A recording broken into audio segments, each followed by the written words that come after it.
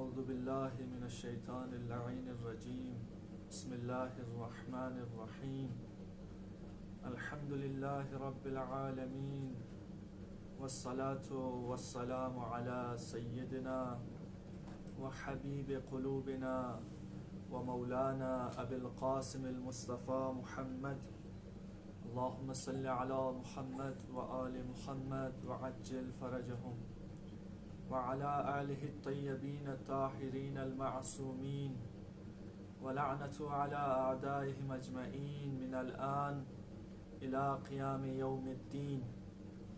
اللهم صل على محمد وآل محمد وعجل فرجهم. السلام عليك يا أبا عبد الله وعلى الأرواح التي حلت بفنائك. عليك مني سلام الله أبدا ما بقيت وبقي الليل والنهار ولا جعله الله آخر الأهد مني لزيارتكم.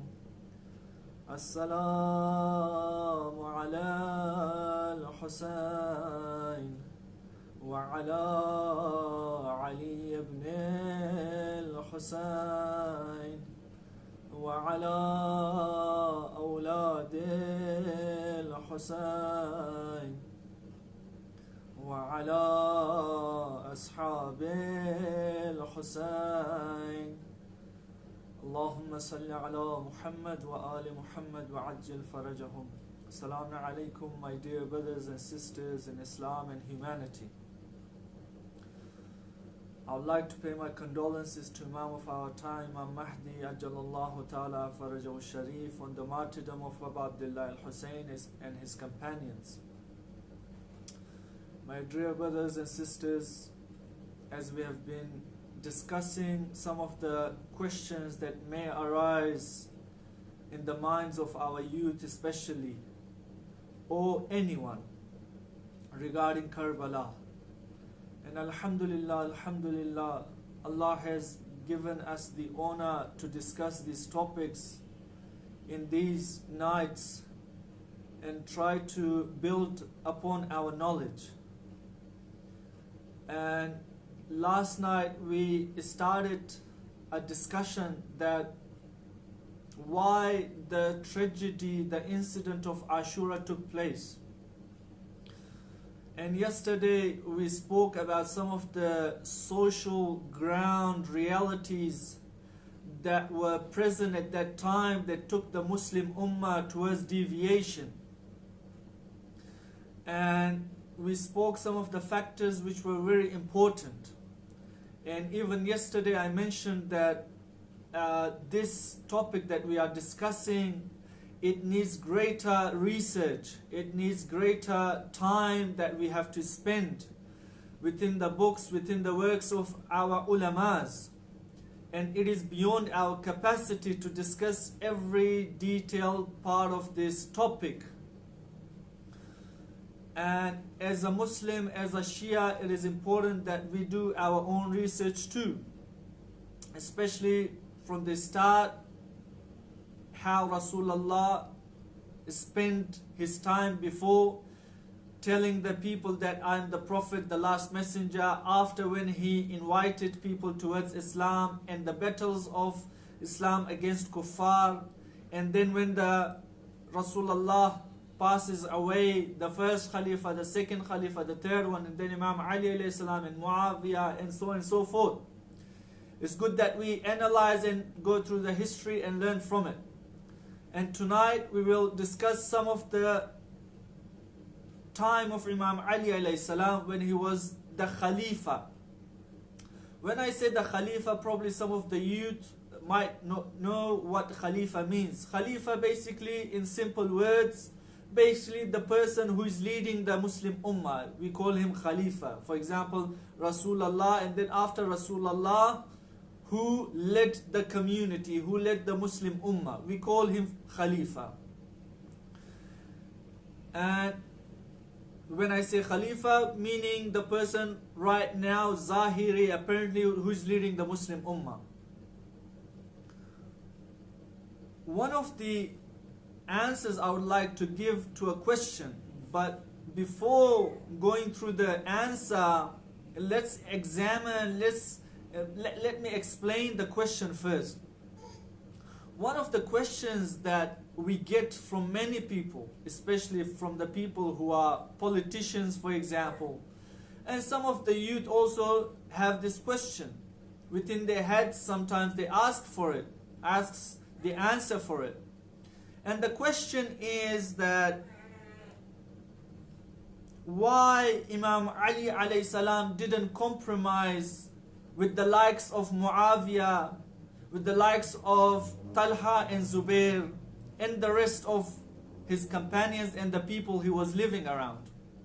Why didn't Imam Ali alayhi salam didn't compromise, didn't negotiate, but rather he was very strict?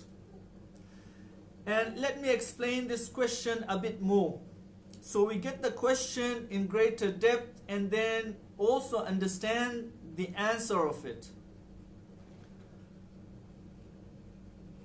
Now, the question was why Imam Ali alayhi salam didn't compromise with Talha and Zubair. When I say Talha and Zubair, if you look through their history, they were one of the great companions of Rasulullah during the time of battles against kuffar, against the pagans, and even they stood beside Imam Ali at many places. And Talha and Zubair, they were one of very famous companions at that time. Why didn't Imam Ali compromise with these two companions? So the battle of Jamal, the battle of Camel as they call it, would have not happened and thousands of lives would have been saved. Talha and Zubair is not someone who is a common Muslim, but they were great companions. When Usman passed away, when Umar passed away, he made a group of 6 people and Umar told them that amongst yourself make a Khalifa after me. And these two people, Talha and Zubair, was one of the candidates to become. So they weren't unknown people. And we get this question why when Imam Ali became the Khalifa, Talha and Zubair came, he should have compromised with them, he should have gave them, hospitality, he should have given them good invitations within his house, given him good, for example, food, and so on and so forth. We get this, that Ali should have invited them, given them some gifts, as we have politicians right now. They do that within their politics. They give gifts towards their people who are close to them, hospitalities there, gatherings are there, and so on and so forth. Why didn't Imam Ali did that? Why didn't he, in our words, chaplacy with them, or smooth mouth, as we call it in English? Why didn't he do that? Ali knew who these two companions were. They were with Ali from a long time. Ali knew, Imam Ali alayhi salam knew that what they wanted or what kind of person they are. He should have done some politics there, as Muawiyah did, as the second and the third Khalifa did with Muawiyah. He should have done that, and the battle of Jamal would have not happened, and thousands of people's lives would have been saved. Or, as we all know, Talha and Zubair was after the Kufa and Basra and Kufa's governorship. Imam Ali should have given them that and should have stayed as a Khalifa, and should have not dismissed Muawiyah from Sham, Syria, for example, the way the second Khalifa appointed him, and the third Khalifa Usman gave him more authorities. Muawiyah, you stay there with more authorities, you take care of their side, don't worry about it. Why didn't Imam Ali did that? Imam Ali knew that Muawiyah is a khabith. He should have done this exactly the same thing that Muawiyah does with the rest of the people. Give them some money, or terror them, or do something else. Inshallah, we'll discuss this part more tomorrow night, how Muawiyah used to do his work.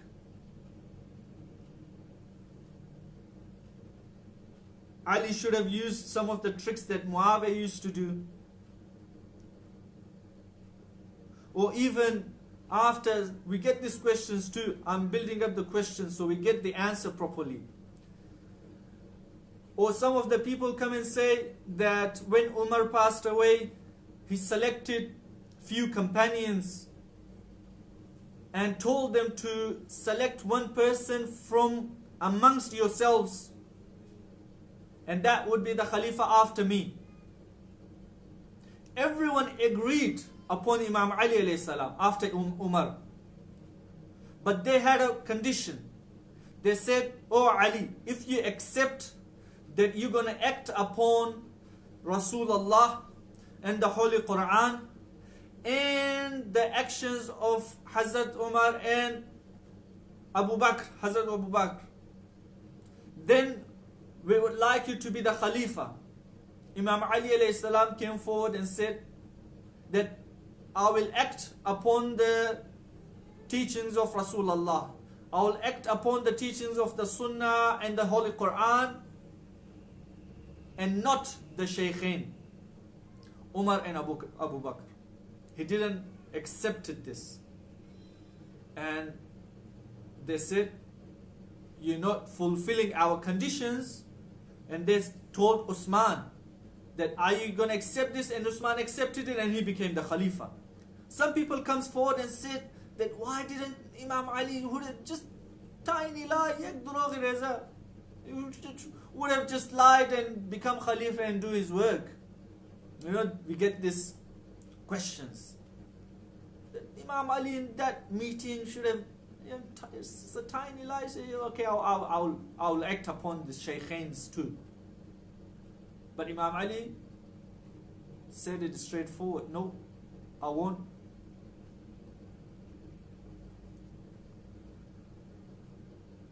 And there are many other incidents we could give examples that Imam didn't act upon the things that were against Islamic teachings to reach his goal. But instead, let's analyze how Imam Ali acted, how Imam Ali performed, or how Imam Ali's behavior was during his Khilafat, during when he became the Khalifa after Usman, how he was ruling,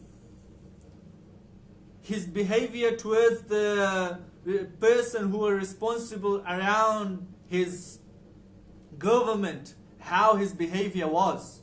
Let's go through some of the examples and see Ali's behavior, Ali's actions. You know, all of you know that this famous story, when Imam Ali became the Khalifa, Talha and Zubair came towards Imam Ali alayhi salam and wanted to discuss something with him.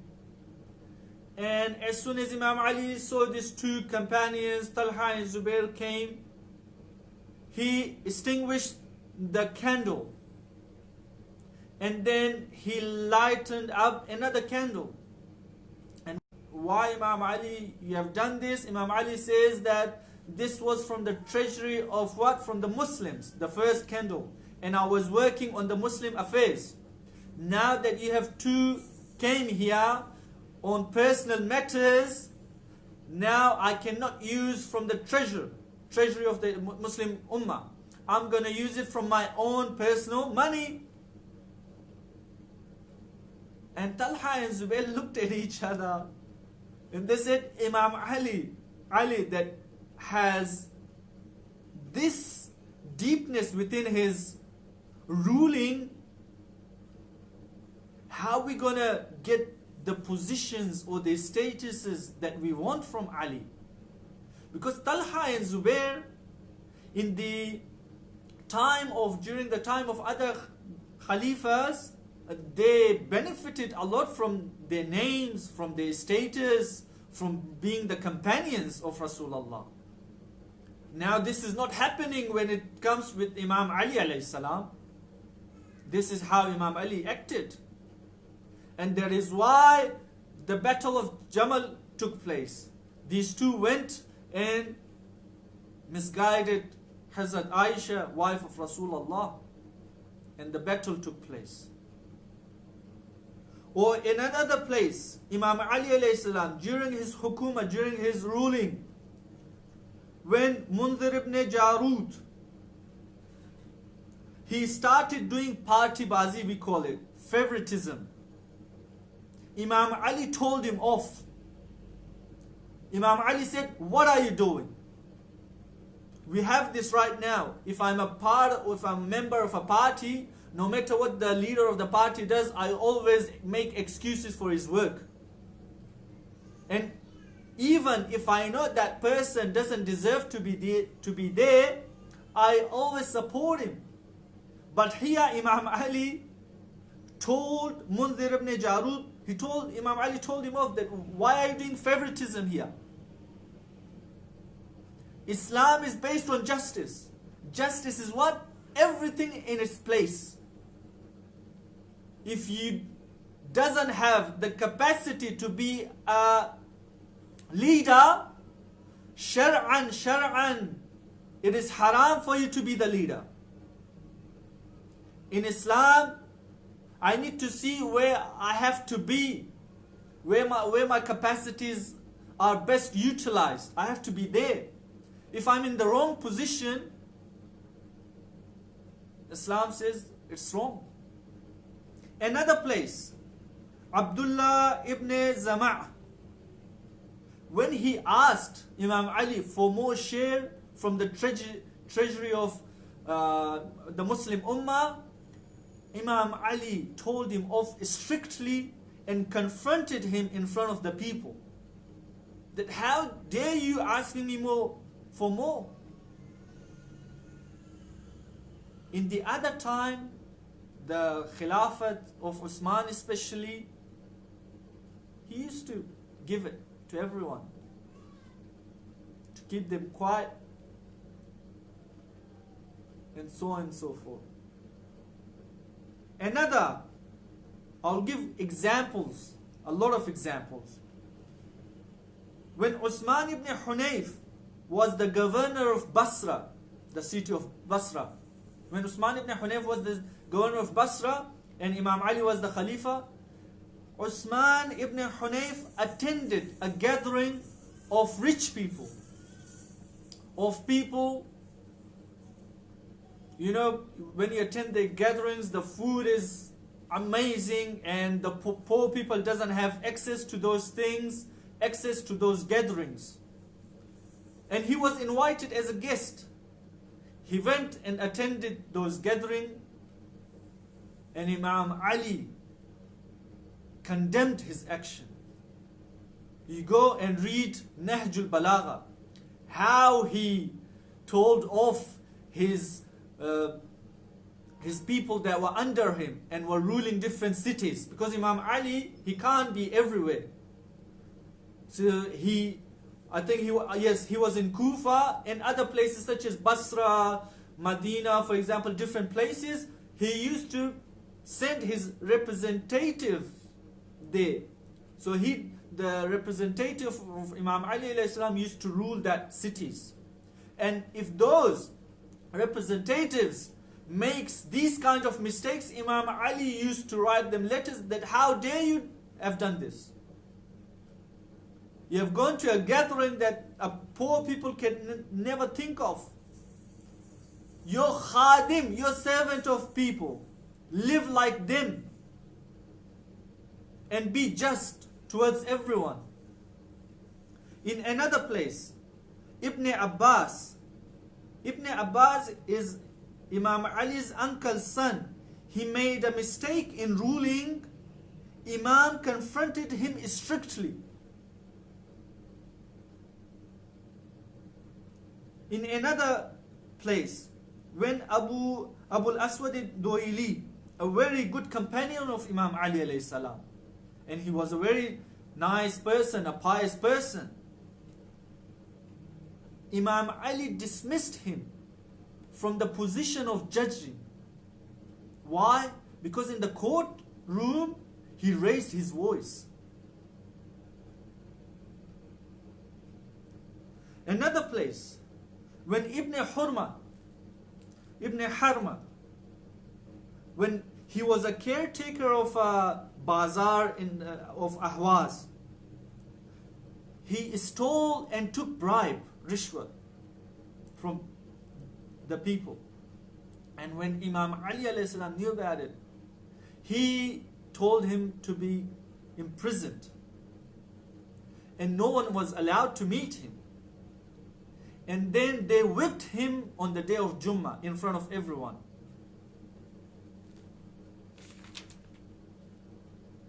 Another example, containers of honey came from Yemen's treasury. Containers of honey came from Yemen's treasury. And as usual, when it used to come, Imam Ali used to distribute it equally among the poor, among the people. And when the containers of the honey was brought to Imam Ali saw one of the containers, the honey, some of the parts of the honey was taken. And then Imam Ali asked for who did this. And they found out one of the near ones of Imam Ali took this honey, this part of honey from the container. And then Imam Ali asked him, told him, bring him here. And then when he came in, Imam Ali asked him, why did you do that?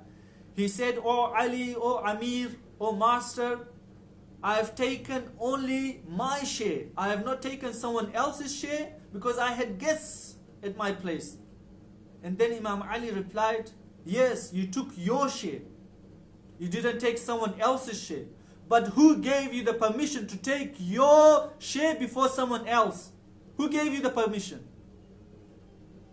No doubt you took your share. But who gave you the permission to take it before someone else? Did I give you the permission?"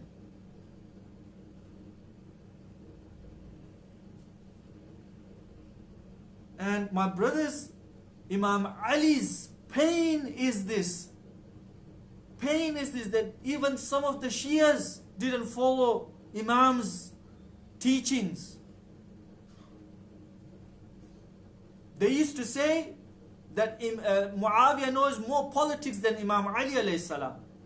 These words used to burn Imam Ali's heart. In Nahj al-Balagha khutbah 200, Imam Ali alayhi salam says that, by God, Allah, I swear, Muawiyah is not more intelligent. He doesn't know more politics than me. The only thing that stops me is taqwa, is piousness, is piety. That is the only thing that is stopping me. Otherwise, Muawiyah is nothing in front of me. I have usul, I have foundations that I have to take into consideration. Muawiyah, he doesn't care about anything. And people used to come and say this, that Imam Ali na'uzubillah doesn't know politics. Now there's a difference between ilahi politics, divinely politics, and the politics that we have right now.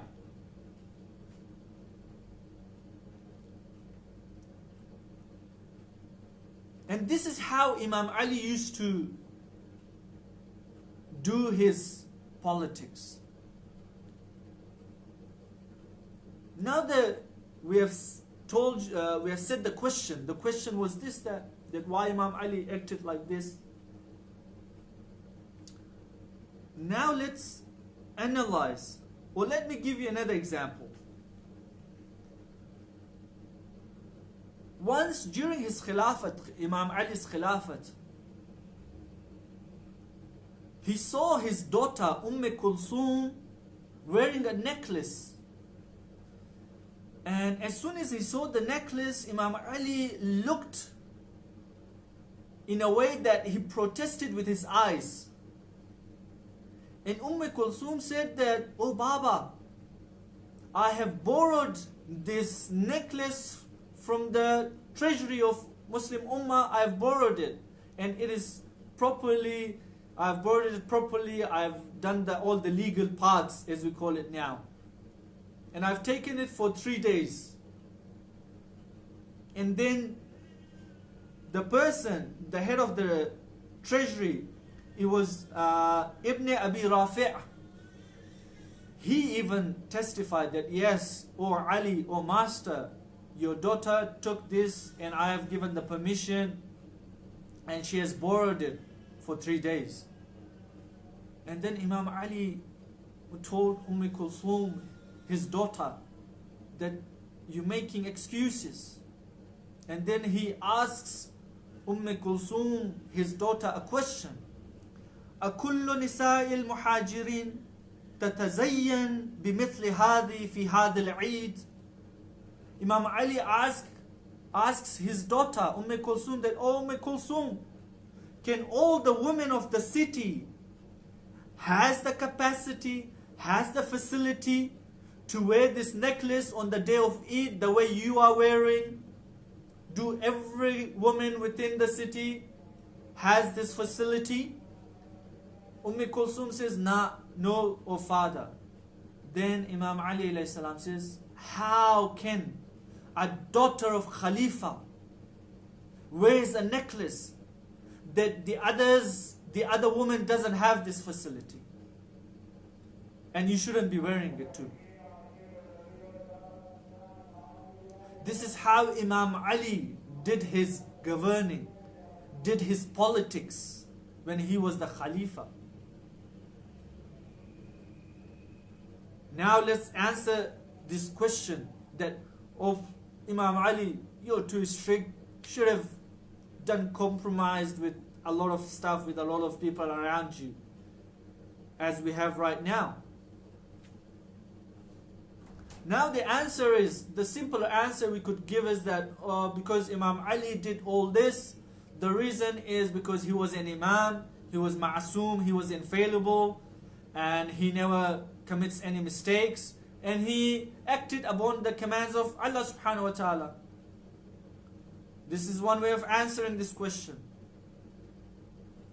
That he was chosen, he came to this world for this reason, that he obeys the commands of Allah subhanahu wa ta'ala. Now you people are telling Imam Ali to disobey and rule over people, to disobey Allah subhanahu wa ta'ala and rule over people. In reality, Imam came to obey and rule over people.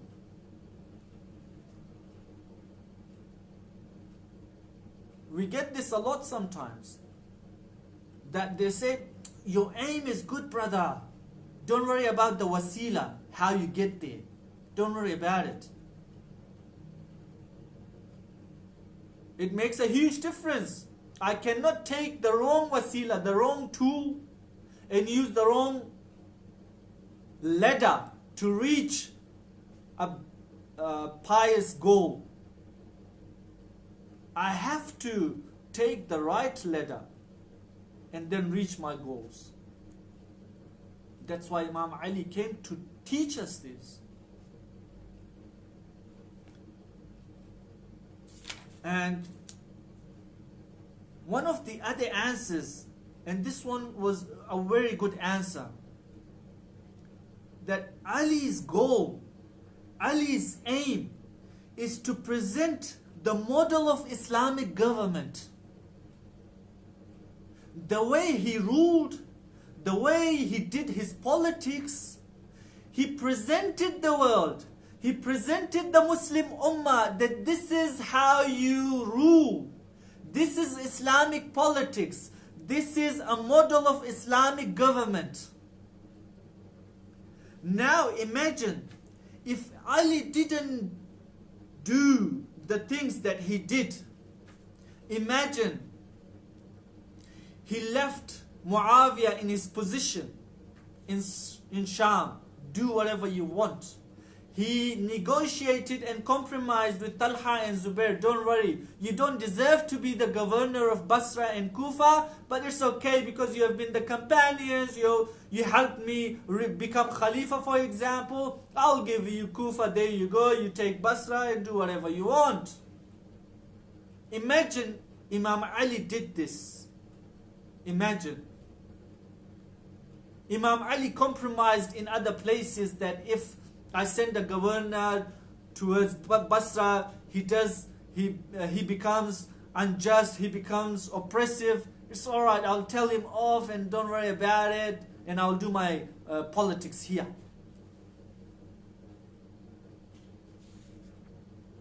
Imagine all this, that na'uzu billah, God forbid, that Imam Ali did all this.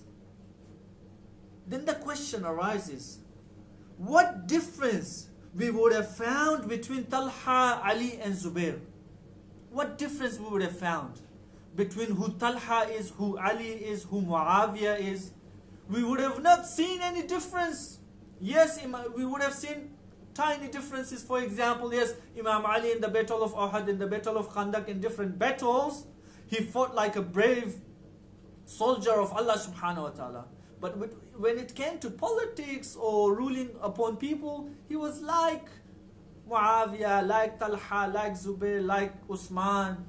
Yes, they had their way of doing politics, and Ali did his way of politics. If he compromised on the foundation, on the usul,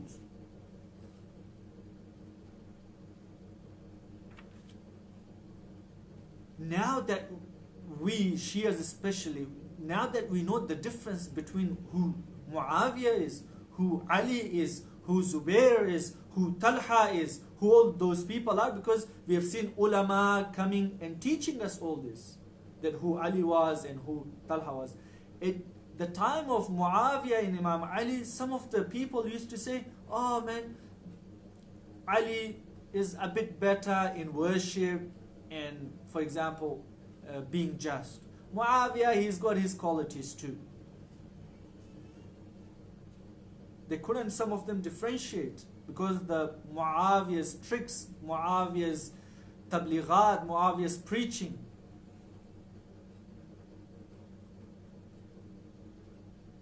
If Ali didn't rule the way he did, what difference we would have found or see between capitalism, communism, secularism, liberalism, ism, and the Islamic government? How would we know the difference? It would have been exactly the same thing that we see right now within the world. They compromise with the oppressors too. They compromise with the people who are oppressing others. Why? Because of their self-interest. Ali came and showed that this is Islamic government until the day of judgment. Until the day of judgment. If anyone comes and tells you what Islamic government is, if it is not according to the governing of Rasulullah and to Imam Ali and Imam Hassan, then it is not Islamic. The name might be Islamic, but it is not Islamic. Imam Ali provided the structure, the model of Islamic government. And this model, the way he behaved, made it special from all other isms that we have right now. And when Imam Mahdi Ajallallahu Ta'ala Faraj Sharif, when he reappears, he's going to have exactly the same government that Imam Ali had. Now we need to see ourselves that where am I when Imam Mahdi makes his government? Have I prepared myself for Imam's reappearance? Because Imam, when it comes to the ruling, they are not friend of anyone. They obey Allah exactly as it is.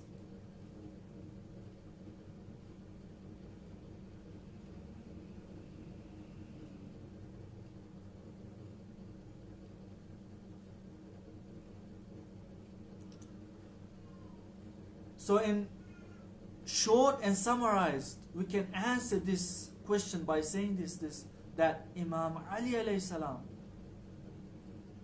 gave us the model of Islamic government. And Imam Hussein was after this government, his father's government. That if the people of Kufa supported him, the people who wrote him letters, if they supported Imam Hussein, Imam would have created exactly the same hukumat, the same government as his Imam, as his father did, Imam Ali alayhi salam. And even Imam knew if the people doesn't support him, with his blood, he will revive the Islamic teachings that needed at that time to wake the Muslim Ummah, to wake them up what Islam is, what Islamic government looks like. You have seen 5 years of government of Imam Ali, and now you're accepting who? Yazid, who openly disobeys Rasulullah's commands.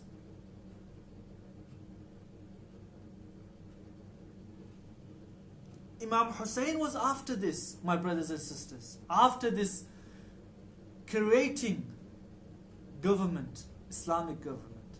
And even Imam Mahdi, when he comes, when he reappears, he will have this government. And now we need to go and read how Imam did his governing during his time of being Khalifa, and prepare ourselves when the Imam reappears. Then are we going to be like Talha and Zubair, na'uzu billah, for self-interest we go against Imam? Or because we haven't prepared ourselves, and when the Imam starts creating the society justly, equally, and I go against Imam, I say, no Imam, I've been working for Islam from ages and you making me equal with another person who just accepted Islam, for example. Or if I make a mistake and Imam tells me off, and I'm like, how dare na'uzubillah you telling me off? Because I haven't prepared myself, my brothers and sisters. This is what is happening within our communities. Sometimes when you give to a brother advice nicely, as if you have shot him or something. Are we prepared to take advices? Are we prepared to take orders? Have we prepared ourselves like that? That is the reason Imam Hussein, this is one of the reasons that Imam Hussein was killed. Because Yazid knew that if Imam Hussein becomes the Khalifa, he will do exactly the same as his father did. As soon as Imam Ali came, he said, Muawiyah, get down from the mimbar. You have no right to be there. He dismissed Muawiyah. Yazid knew that if Imam becomes Khalifa, the first thing he will do is he will tell me, come here. And he will ask me for all the things that I've done. That is why a lot of people around Yazid and Yazid killed Imam Hussein because of their self-interest, because of the things that they knew that if Hussein comes and makes an Islamic government, it will be exactly like his father Ali. And we saw Ali, what Ali did to the people of hypocrites, or to those people. They knew about it. And this is one of the reasons that they didn't want it, Hussein to become the Khalifa.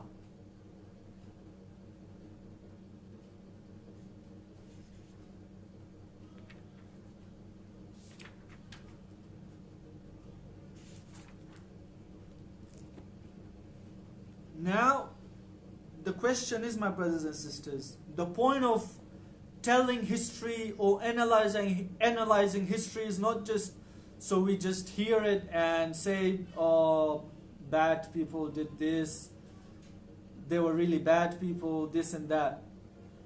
But rather we need to learn lessons from them. They saw the Prophet, they saw the Imams, but still, you see within the history what happened to them. May Allah help us that we become the pure servants of Ahlul Bayt and Allah subhanahu wa ta'ala. So we don't repeat the history. The history is there for us to learn, my brothers. That we learn from the goods and also from the bads. We see like Abu Zar,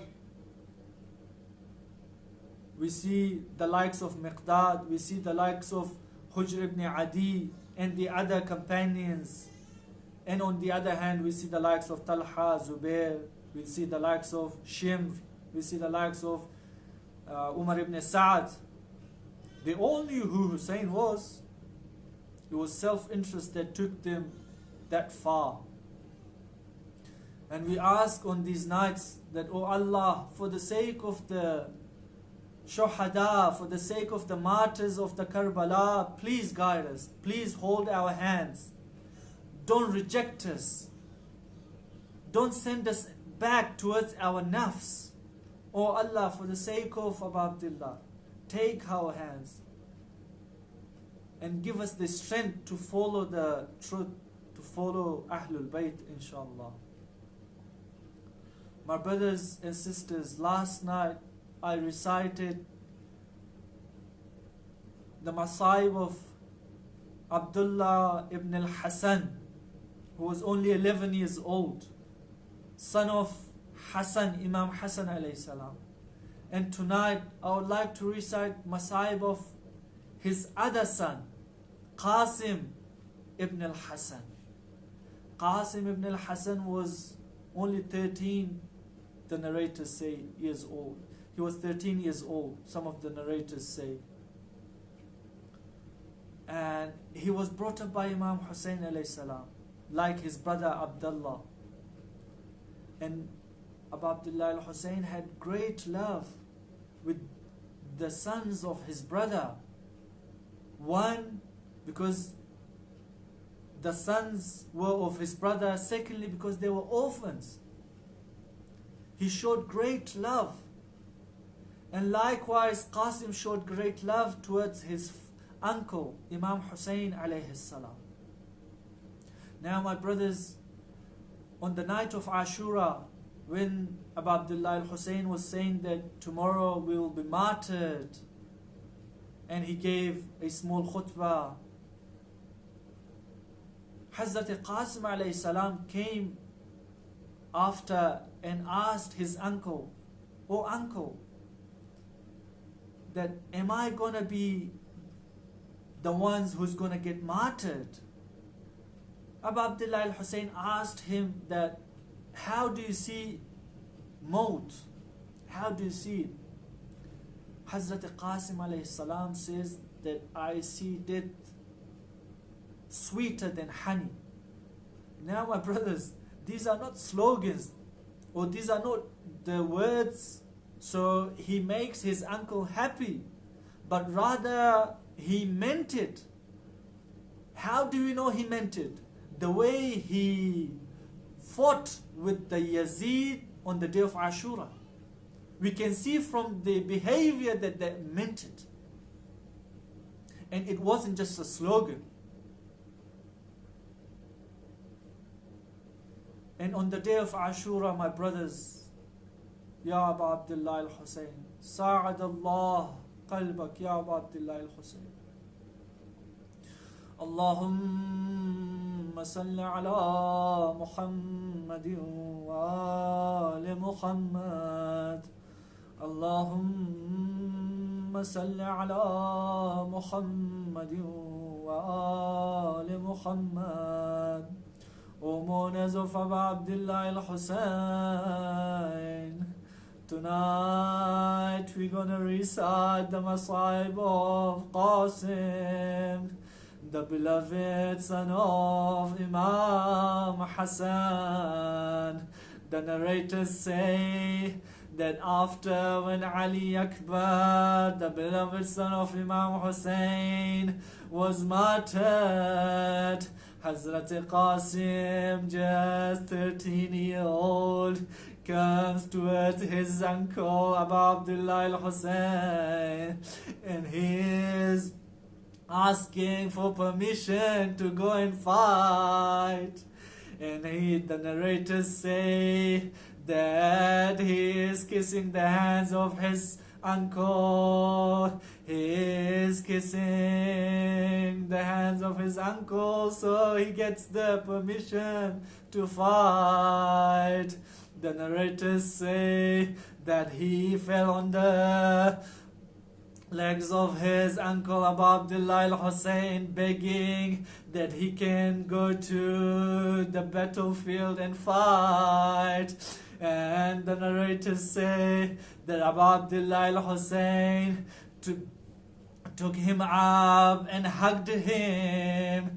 And the narrators say the uncle and Qasim cried so much that they became unconscious. The love can be seen here, my brothers and sisters, that there was a huge love between Hussein and Hazrat Qasim.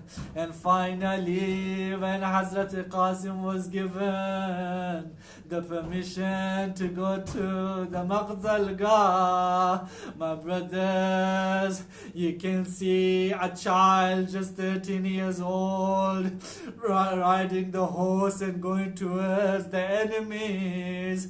The narrators narrate that one of the enemies, the Mal'un, strikes the sword on Hazrat Qasim alayhi salam, and Hazrat Qasim falls on his face upon the ground from the horse.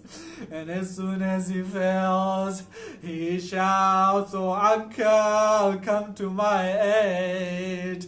The narrators say that Abu Abdullah al-Hussein came very fastly towards Hazrat Qasim.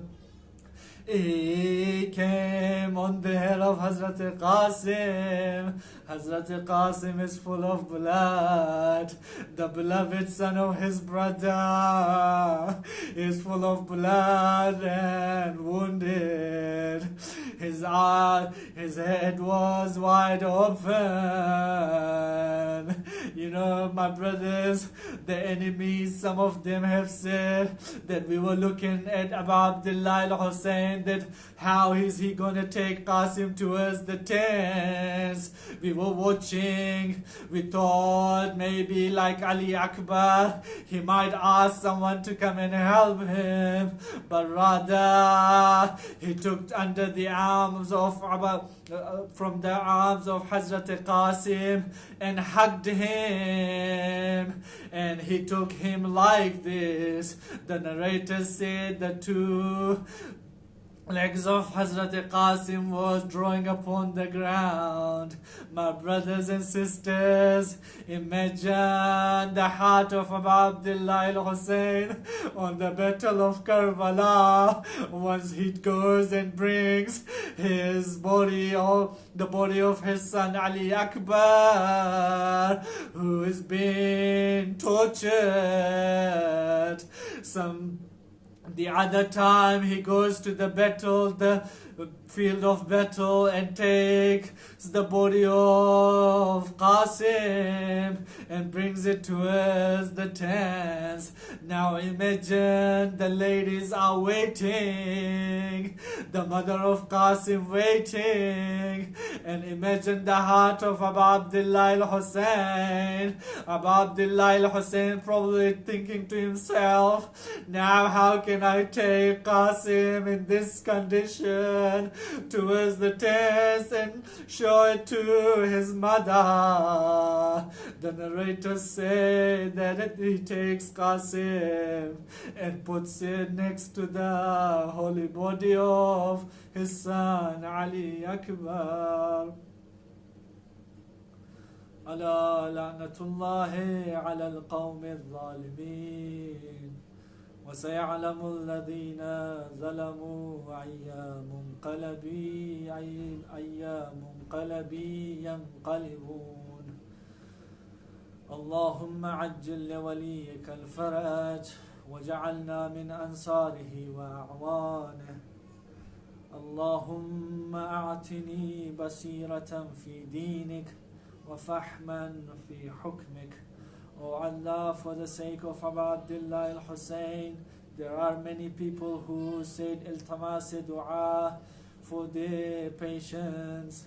Oh Allah, for the sake of Abdullah al-Hussein, Allahumma shfi kulla mariz. Oh Allah, give them fast and full recovery to all mu'mineen and mu'minat. Oh Allah, Allahumma arzuqni hubbak. اللهم ارزقني شهادة في سبيلك. اللهم اغفر للمؤمنين والمؤمنات والمسلمين والمسلمات. تابع بيننا وبينهم بالخيرات إنك مجيب الدعوات إنك على كل شيء قدير. رحم الله من يقرأ الفاتحة مع الإخلاص والصلوات. اللهم صل على محمد وآل محمد.